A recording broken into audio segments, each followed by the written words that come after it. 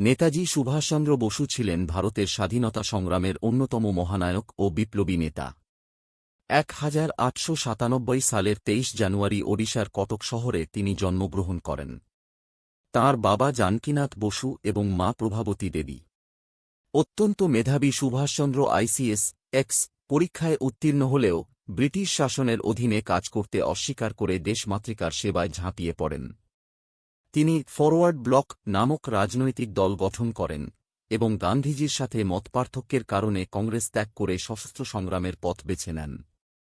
দ্বিতীয় বিশ্বযুদ্ধের সময় তিনি ছদ্মবেশে দেশ থেকে পালিয়ে জার্মানি ও পরে জাপানে পৌঁছান এবং রাসবিহারী বসুর সহায়তায় Azad Hind Fauj Indian National Army পুনর্গঠন করেন। তাঁর বিখ্যাত স্লোগান, তোমরা আমাকে রক্ত দাও, আমি তোমাদের স্বাধীনতা দেব, ভারতীয়দের মধ্যে প্রবল দেশপ্রেমের সঞ্চার করেছিল।